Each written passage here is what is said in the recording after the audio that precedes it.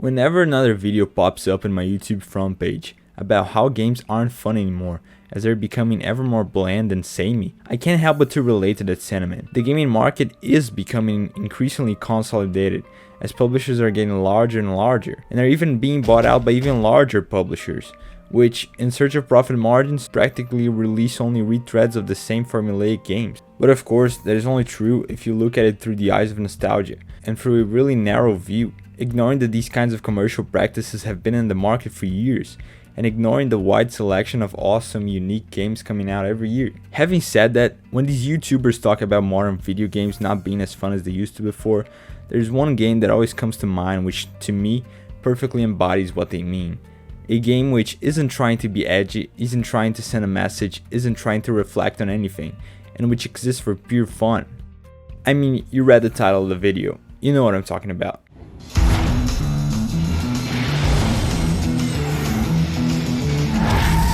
Thank you, world, for tuning in. You know the day destroys the night. Night divides the day. Try to run the way you can win. Tony Hawk Underground 2 is a masterpiece. It should be preserved in a museum, and preferably set alongside other historical accomplishments of art. Granted, it is very debatable among fans of the Tony Hawk series which game is really the best, and in fact, many of the features I'll highlight about THUG2 aren't even exclusive to this one entry in the series. But from personal experience, this is the one I've played the most as a kid, and the one I've revisited the most as an adult. Launched in 2004 by Activision and developed by the fondly remembered Neversoft, THUG2 feels like a trip through memory lane, encapsulating practically every aspect of the early 2000s pop culture. The clothing, the styles, the Motorola flip phones, and even some of the brands in the game are really representative of the time. But mostly, it is heavily influenced by that old MTV culture, and especially the Jackass franchise, featuring names such as Wee Man and Steve-O as playable characters. And thanks to this early 2000s Jackass culture, the game possesses a very upbeat atmosphere and tone. Sure, most of the jokes are toilet and slapstick-based humor, but none of the gags are mean, and they all maintain a light-hearted spirit throughout. The whole plot and presentation feels like a Saturday morning cartoon.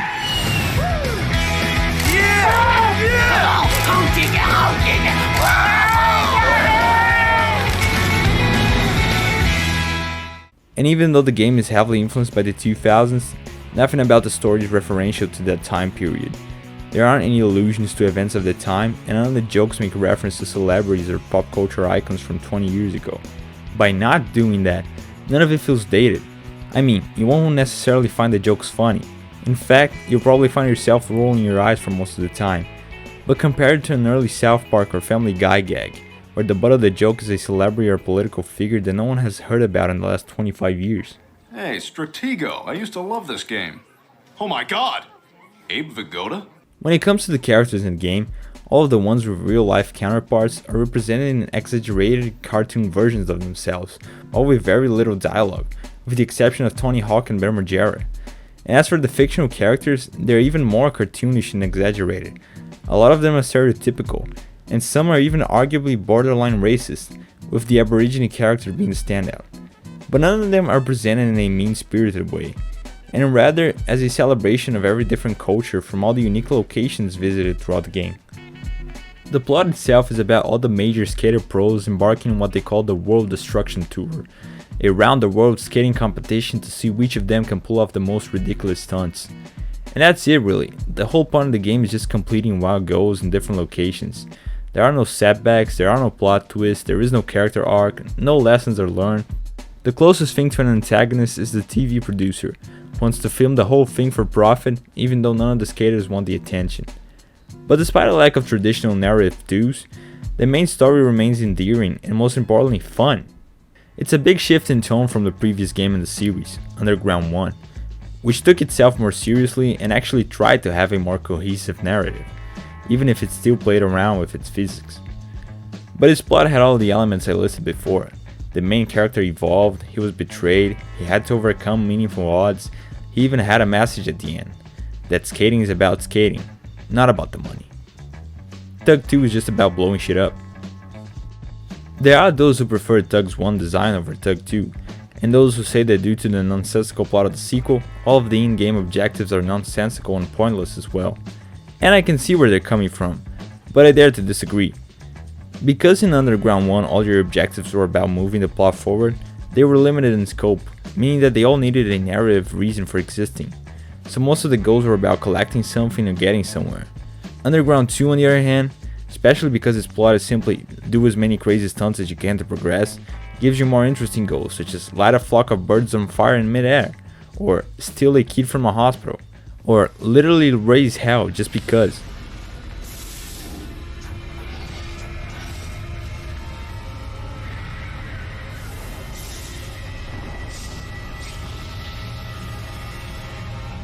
And all of these missions are nonsensical, sure, but for a series of games where the focus is movement and rhythm itself, these work perfectly. The missions are all designed to use all the rails and ramps in these maps in the coolest way possible, always getting fast speeds and big airs, and all of the levels are carefully designed, with each being more distinct than the one before. I dare to say that these are some of the best and most unique maps in the entire series. They're all crafted with tons of personality and all of them flow really well while skating. All levels are filled with reactive objects, interesting vehicles, hidden locations, and tons of colorful and lively NPCs. More interesting is the game's use of levolution. Yeah, you heard that right. Where do you think DICE got the idea of bringing down entire skyscrapers in Battlefield? Well, it turns out from Rodney Mullen throwing a tomato at a bull in Barcelona, and making it run after a mime. But in all seriousness, if you perform certain tricks in specific locations of the game, you can trigger a cutscene that alters parts of the map by, well, destroying them, and in one case, summoning the apocalypse. It normally only affects small sections of the map, but it's still a nice addition. Each level also has its own selection of unique unlockable special characters, divided into two categories. The first being the guests, normal playable skaters which you can use in any map in free roam mode, including Benjamin Franklin, a torero, a graffiti artist, a shrimp vendor, a jester, and Ryan Sheckler. And the second being the specials, characters that ride on everything but a skate and that you can't play outside the story mode. These include Jesse James in a souped up Segway, Steve-O on a motorized bull, the Aborigine character on a go-kart, a voodoo doctor on a tricycle, and finally Bigfoot. But these are just the characters that you can unlock in specific levels. Once you complete the main story, for each difficulty level you get access to a whole new list of secret characters, with the highest difficulty giving you access to a Call of Duty soldier. And every special character has its own set of special tricks. You can even unlock the meme god himself, Shrek, and he even comes with his own special board. And beyond its single player campaign, THUG2 is awesome for a whole host of other things, including Classic Mode, a second campaign which plays on the same structure of traditional Pro Skater format, with time limits and arcade objectives, such as beating the pro score and collecting combo letters. This mode allows you to unlock more hidden maps and characters in the game, and it could easily be another game on its own. The game also allows you tons of customization. It allows you to create your own skater with hundreds of customization options, infamously including the option of scanning your own face and shoving it into the character. It also allows you to customize your skate, your tag, create your own tricks, and even your own maps. The music is another thing you can more or less customize. And speaking of which, just like in every other Tony Hawk game, the soundtrack here is phenomenal. A lot of the music genres I came to love as an adult were planted in my head as a kid by this game. Genres such as rap, hip-hop, punk rock, heavy metal, reggae, and even country music are all present here, and they all flow seamlessly. In fact, another way the game doesn't feel all that dated is because it doesn't use popular songs from the year it was released, choosing instead to use only more unknown songs from the era, mixed in with other big names such as Johnny Cash, Frank Sinatra, Red Hot Chili Peppers, Ramones, Metallica, and The Doors, among others. The excellent selection of songs paired with the fast-paced gameplay creates an energetic and positive atmosphere that surrounds the entire game. There's just nothing like popping flips to funky beats, nailing gaps to heavy metal, and tagging huge billboards to the sound of Disturbed.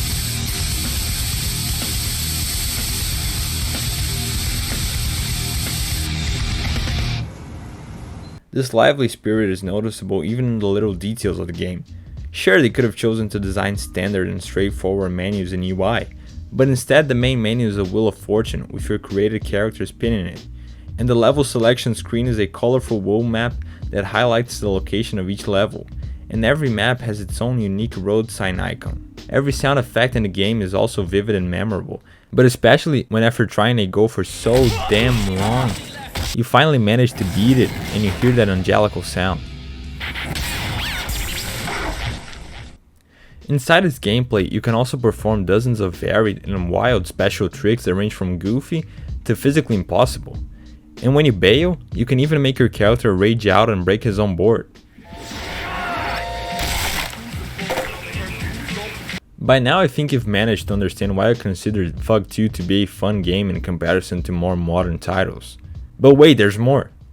Because for having one of the most mechanically complete game engines in the franchise, and for featuring so many remakes of classical levels, Underground 2 was chosen to host what is, for so many fans of the series, a dream come true. THUG Pro, a fan-made mod which allows you to play practically every map ever made in the series, from Pro Skater 1 to American Wasteland in a single game. But beyond that, it optimizes those maps for modern hardware, allows for tons of customization and modding, and includes online multiplayer. This is so much more than anyone could have asked for. With THUG Pro, the limits of fun are only bound by the creativity of the community. The mod allows you to add your own music to the soundtrack, customize all the in-game themes, download custom maps made by the community, including recreated maps from Tony Hawk's Project 8 and Proving Grounds, or even more distinct ones like Woohoo Island or that map from Sonic Adventures 2. And the mod even allows you to play with special characters from previous games and add custom skaters made by the community, which just opens so many possibilities. Just look at Battle Hardened War Hero Captain Price doing a 900. The mod is still being updated periodically and holds a fairly active community. You can hop on an online match at any time or play with your friends. It really is an accomplishment that wouldn't have been possible if not for so many awesome and dedicated fans that the series has. Underground 2 was one of the first games I ever got from my old PS2. I mean, it was one of the first games I ever got, period. I remember being too dumb to complete any of the challenges in the game, so I always had to call my older cousins to help me out, and we always had so much fun beating the challenges. Also, I think I must have bought like 5 different copies of the game over the years, because my bootleg CDs always ended up getting corrupted. I've played it for so long and so many times, and yet I always find something new about it whenever I play it again. There's always a new secret, a new Easter egg, a new element about it that I never found before. And whenever I play it again, I always have as much fun as the last time. And it always brings me a big sense of nostalgia. Nostalgia for the 6th gen of consoles, when the PS2 was everything for me. When cheap licensed games were the norm, when the industry had a lot more room for AA games. When I could buy like dozens of pirated versions of games for a few dollars each from my local and regulated street vendors. Nostalgia for when all of my friends would come over to play split screen co-op when that was still a thing, or for when I used to play Winning 11 or some modded Brazilian version of the game with my dad and my brother, and especially nostalgia for the early 2000s culture and everything that came with it. The music, the movies, the TV shows, nostalgia for when these guys were still young and the X Games were at their peak, for when Warped Tours was still a thing, for when the entire cast of Jackass was still alive and kicking, for when Ben Margera was still skating. This wholesome game always brings me back to a time when, for me, and I know that for a lot of people also, felt a lot more simple. Mostly because we were just kids back then. But still, I will always have tons of fun memories of that time for the rest of my life, and Underground 2 will always be a big part of it. And what I'm saying here can be said about any game in the franchise. Everyone has their favorite that brings tons of fun memories from their childhood. For some it may be Pro Skater 2 or Underground 1. And as for me, THUG2 was my first contact with skating culture, counterculture, gaming culture, and so much more. Which is why, try as you might, no modern game or new remake of the franchise will ever be able to topple THUG2 for me. No game will ever be able to replicate its dumb, goofy, fun spirit in the same way it exists here. A game so stupid and yet so wholesome.